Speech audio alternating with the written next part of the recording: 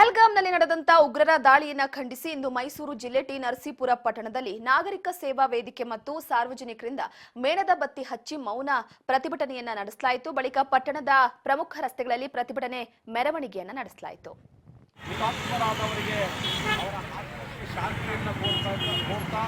ಮತ್ತೆ ಈ ದೇಶದ ಆಡಳಿತ ವ್ಯವಸ್ಥೆ ಜೊತೆಗೆ ಭಾರತೀಯರಾದ ನಾವೆಲ್ಲರೂ ನಿಮ್ಮ ಜೊತೆಗಿರ್ತೀವಿ ಅಂತಕ್ಕಂಥ ಒಂದು ಸಂದೇಶವನ್ನು ಸಾರಲಿಕ್ಕೆ ಈಗಿನ ನಾಗರಿಕ ಸೇವಾ ವೇದಿಕೆ ವತಿಯಿಂದ ಮೊಂಬತ್ತಿ ಮೆರವಣಿಗೆಯನ್ನು ಮಾಡಿ ಅವರ ಆತ್ಮಕ್ಕೆ ಶಾಂತಿಯನ್ನು ಕೋರ್ತಕ್ಕಂಥ ಒಂದು ಕಾರ್ಯಕ್ರಮವನ್ನು ಆಯೋಜನೆ ಮಾಡಲಾಗಿದೆ.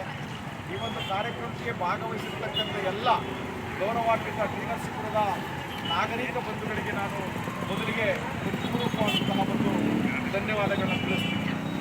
ಇದು ಅತ್ಯಂತ ಅಮಾನವೀಯವಾದಂತಹ ಕೃತ್ಯ. ತಂದೆ ಎದುರಿಗೆ ಮಗನನ್ನು ಕೊಡ್ತಕ್ಕಂಥದ್ದು, ಹೆಂಡತಿ ಎದುರಿಗೆ ಗಂಡನನ್ನು ಕೊಡ್ತಕ್ಕಂಥದ್ದು, ಗಂಡನ ಎದುರಿಗೆ ಹೆಂಡತಿಯನ್ನು ಕೊಡ್ತಕ್ಕಂಥ ಕೆಲಸ ಅತ್ಯಂತ ಅಮಾನವೀಯವಾದಂಥ ಕೆಲಸ. ಇವತ್ತು ಮೊನ್ನೆ ಜಮ್ಮು ಕಾಶ್ಮೀರದ ಪಹಲ್ಗಾಮಲ್ಲಿ ನಡೆದಿದೆ. 26 ಜನರು ಭಾರತೀಯರು ತಮ್ಮ ಜೀವವನ್ನು ಕಳ್ಕೊಂಡಿದ್ದಾರೆ. ಅವರೆಲ್ಲರ ಆತ್ಮಕ್ಕೆ ಶಾಂತಿ ಸಿಗಲಿ ಅಂತ ನಾನು ಮತ್ತೊಮ್ಮೆ ಕಾರ್ಯಕ್ರಮ ಆಯೋಜನೆ ಮಾಡೋದಕ್ಕೆ ಮೊದಲಿಗೆ ಟಿ ನರಸೀಪುರ ನಾಗರಿಕ ಸಮಿತಿಗೆ ತಮ್ಮೆಲ್ಲರ ಪರವಾಗಿ ಮೊದಲಿಗೆ ವಂದನೆಗಳನ್ನು ಅರ್ಪಿಸ್ತೀನಿ.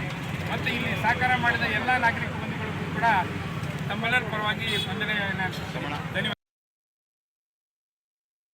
ಈ ಕಾರ್ಯಕ್ರಮ ಆಯೋಜನೆ ಮಾಡೋದಕ್ಕೆ ಮೊದಲಿಗೆ ಟಿ ನರಸೀಪುರ ನಾಗರಿಕ ಸಮಿತಿಗೆ ತಮ್ಮೆಲ್ಲರ ಪರವಾಗಿ ಮೊದಲಿಗೆ ವಂದನೆಗಳನ್ನು ಅರ್ಪಿಸ್ತೀನಿ.